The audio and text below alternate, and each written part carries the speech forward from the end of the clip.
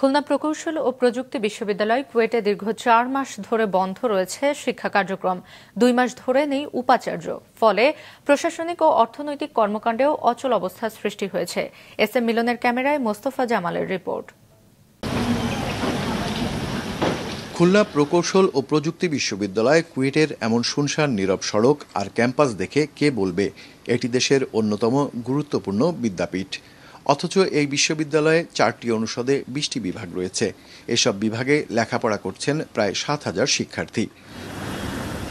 গেল 28 ফেব্রুয়ারি কুয়েটে 2 গ্রুপ শিক্ষার্থী ও বহিরাগতদের মধ্যে সংঘর্ষের পর থেকে বন্ধ রয়েছে এর শিক্ষা কার্যক্রম। ভিসি নিয়োগ ও শিক্ষক লাঞ্ছিতকারীদের শাস্তি না হলে একাডেমিক কার্যক্রমে অংশগ্রহণ থেকে বিরত থাকতে অনড় শিক্ষকরা।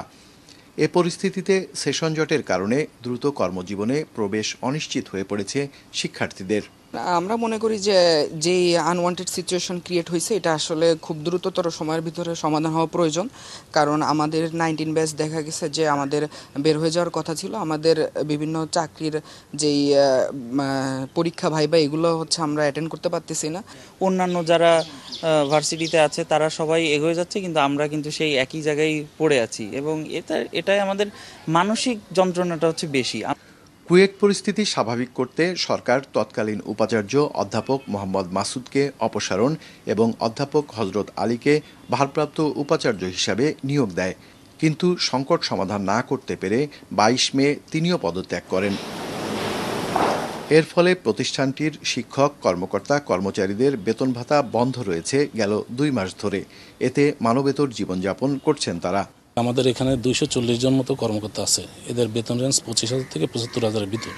তো আমাদের এই টাকা দিয়েই আমাদের সংসার চালাতে হয়। সংসারের এই যে বাচ্চাদের লেখাপড়া খরচ, তারপর সংসারের যেসব চাহিদা এই মাধ্যমে মেটাতে হয়। 2 মাস ধরে আমাদের বেতন বন্ধ থাকায় কর্মচারীরা দারুণ আর্থিক কষ্টে দিন যাপন করছে, যে কারণে আমাদের অনেকেই ঋণগ্রস্ত হয়ে যাচ্ছে।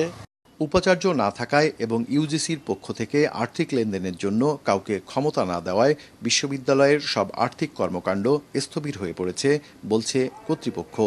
আমাদের স্বাক্ষর আমরা করাতে পাচ্ছি না বিধায় বাজেট বাস্তবায়নে বিভিন্ন বিল পরিশোধ, আর্থিক অনুমোদন আর বেতন মে এবং জুন মাসের বেতন মিলে প্রায় 10 কোটি টাকা পরিশোধ হয়নি। পেনশনারদের পেনশন পরিশোধ সম্ভব হচ্ছে না। উপাচার্য না থাকায় অনুমোদন জটিলতায় থমকে গেছে বিশ্ববিদ্যালয়ের চলমান 600 কোটি টাকার অবকাঠামো নির্মাণ প্রকল্প।